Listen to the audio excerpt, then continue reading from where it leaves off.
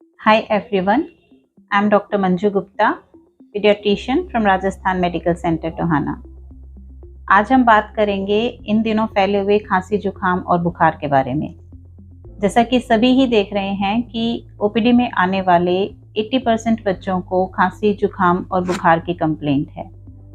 तो इस समय पर ये जो बीमारी है वो एक वायरस की वजह से फैली हुई है, जिसे हम कहते हैं इन्फ्लुएंजा वायरस, और जो इसका सब टाइप है वो है H3N2। ज़्यादातर केसेस में बच्चों को इसमें बुखार, खांसी, जुकाम, बदन में दर्द, गले में खराश और कई बार लूज मोशंस और वॉमिटिंग भी रहता है। बच्चे बहुत बार लंगड़ाते हुए आते हैं। पेरेंट्स को लगता है कि पैर में कोई कमजोरी आ गई है, लेकिन ज़्यादातर दर्द की वजह से बच्चे लंगड़ा रहे होते हैं, क्योंकि इसमें मांसपेशियों में पेन भी काफ़ी ज़्यादा हो जाता है। आमतौर पर 3 से 5 दिन में बुखार तो ठीक हो जाता है, लेकिन खांसी ठीक होने में काफ़ी लंबा समय ले लेती है। 2 से 3 हफ्ते तक कफ फ्लू के बाद में रह सकता है और कई बार उससे भी ज़्यादा। तो क्या सावधानियां हम रखें, क्या हमारे लिए डूज और डोंट्स हैं, क्या हमें करना चाहिए और क्या नहीं करना चाहिए। सबसे पहली बात, हम बच्चे को बीमार अवस्था में स्कूल ना भेजें, और अगर हो सके 5 साल से बड़ा बच्चा है तो वो मास्क लगा कर ही बाहर जाए, ताकि और लोगों को इन्फेक्शन ना फैले। और उसके बाद बच्चे का हाइड्रेशन बहुत प्रॉपर रहना चाहिए। बच्चे को लिक्विड अच्छी अमाउंट में दें। घर पे जो दवाई आप अपने आप दे सकते हो वो है पैरासीटामोल की दवाई। कफ के लिए आप बड़े बच्चे को, 1 साल से बड़े बच्चे को शहद दे सकते हैं।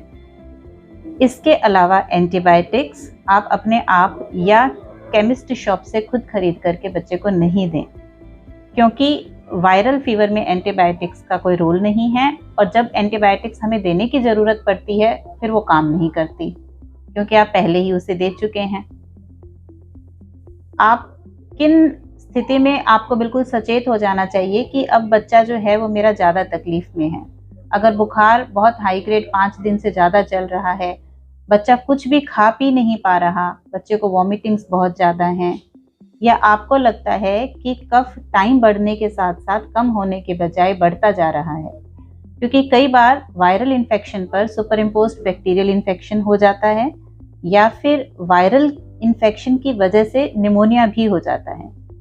तो अगर ऐसे कोई भी लक्षण लगते हैं, आपको बच्चे को सांस लेने में दिक्कत लगती है, तो तुरंत डॉक्टर के पास लेकर के जाएं और डॉक्टर की सलाह के अनुसार ही दवाई लें, और अगर ज़रूरत है तो बच्चे को दाखिल भी करना पड़ सकता है।